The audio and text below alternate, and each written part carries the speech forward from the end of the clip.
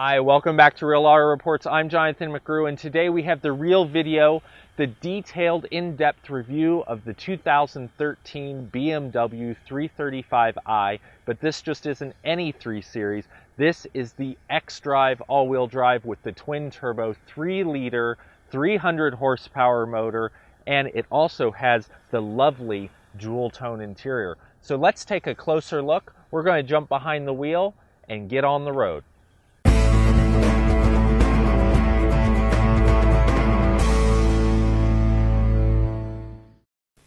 All right, so here we are in the 2013 BMW 335i X-Drive.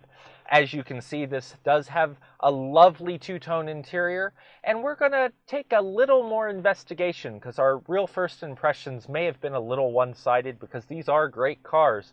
But, you know, every good thing still needs to be investigated. So let's hit the road. Oh, first thing we have to tell you is you have to hit this unlock button, then pull back to put it in drive. If you don't do that, it'll do this. It tells you to put it, yeah. Anyway, off we go. So driving the 2013 BMW is, you want to just say it's amazing, it's awesome, it's a BMW, it's German engineered. The thing is that these cars are really passionate cars. They're for people who really like performance. They like the ultimate driving machine, and that is what BMW has positioned themselves for years. Heck, Car and Driver has put this car on their 10 best for over 2 decades, I guess. And you know, that means there's a lot of good things about this BMW 335i. But what you're going to notice when you get in is that the BMW seats are typically flat. The BMW has had a sense about their seats for a long time. These are not as cushy as some of the other cars in this $56,000 price range.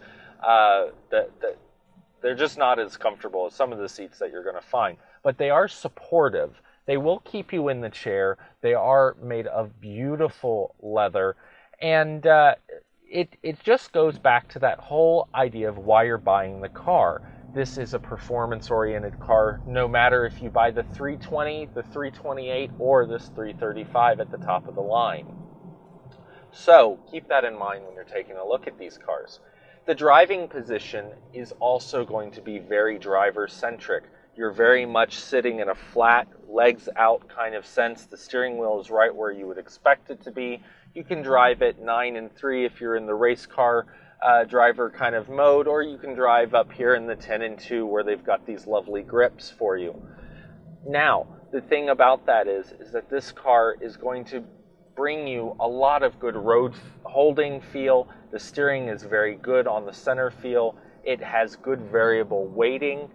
And if you change the modes down here on the center console, you can go from the comfort mode to the eco mode, the eco pro mode, and that helps you with the, you know, just lightening up the throttle inputs, a host of things it does with the transmission. And then, of course, you can switch to sport mode. And this is your sports-oriented mode. And this is just going to change the entire handling and shifting of this car so that when you really get into the throttle,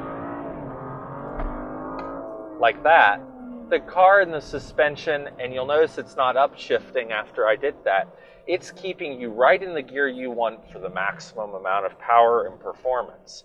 So we're going to go back to comfort mode. You'll notice it shifts right back up into the highest gear that it can get into.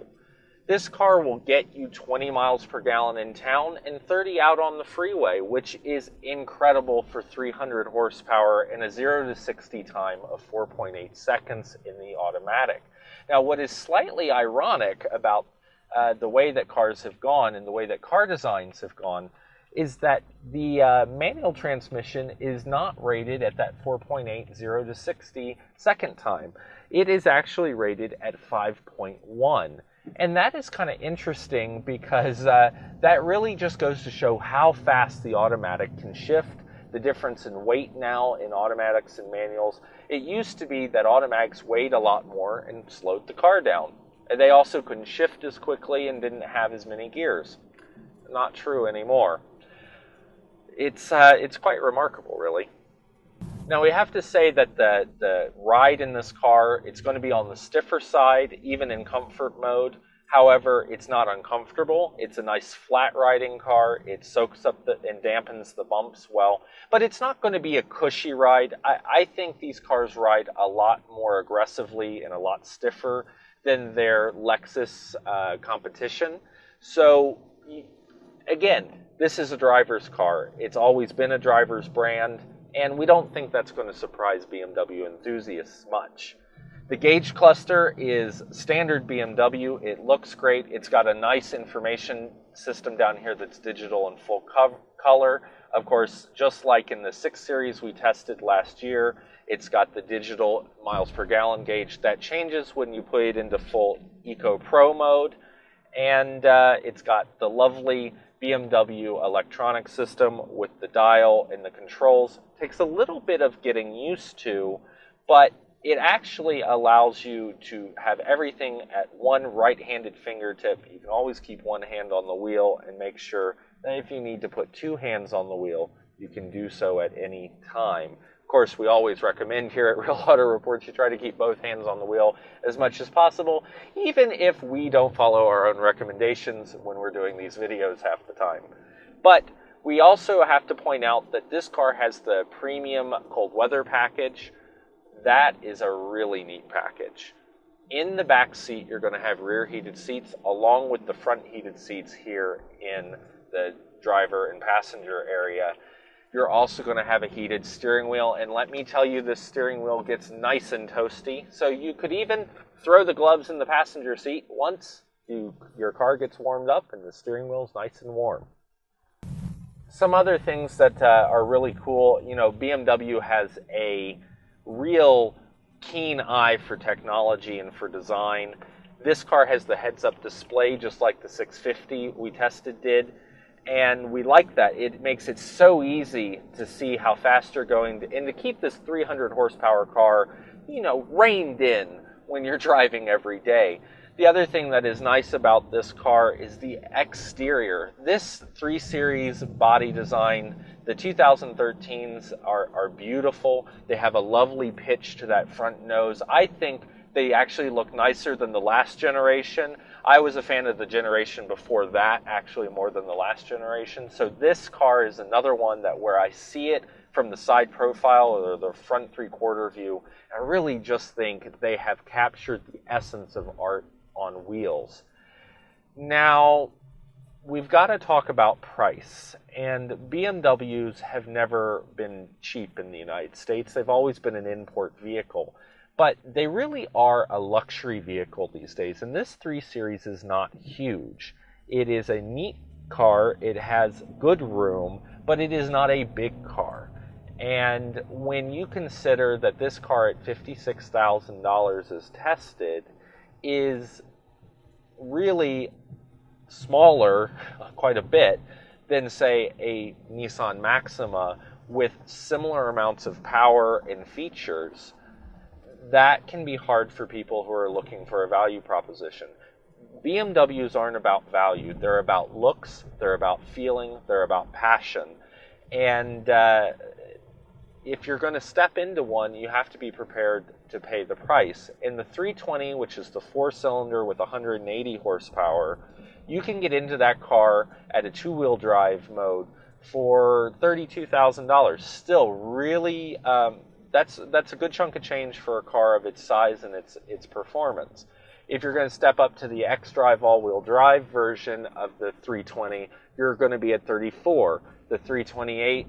In the X-Drive, you're going to be closer to $36,000.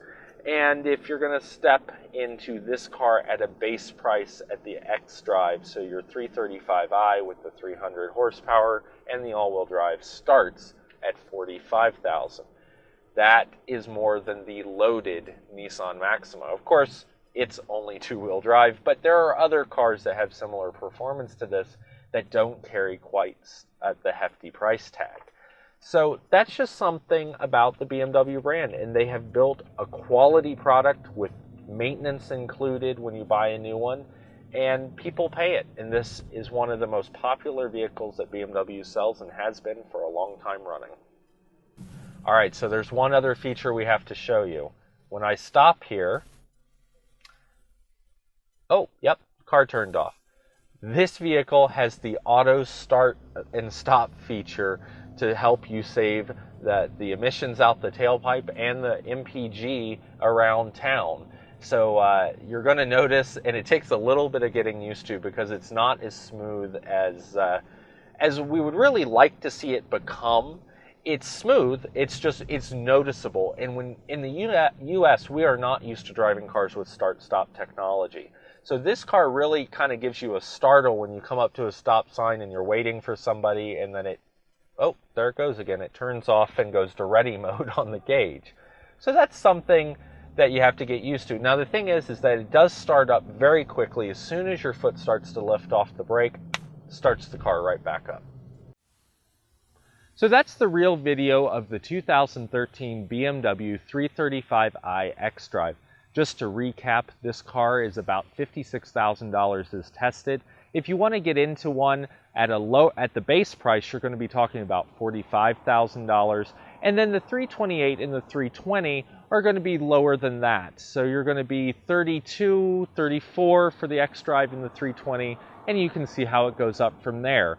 The 0 to 60 time on this car is fantastic at 4.8 seconds in the automatic, and you just can't beat the attention to detail inside of these cars with the German engineering and all of the beautiful appointments. You do have to swallow the price, however, so BMWs have not lost their reputation for being high-end and luxurious. For Real Auto Reports, I'm Jonathan McGrew, and we'll see you down the road.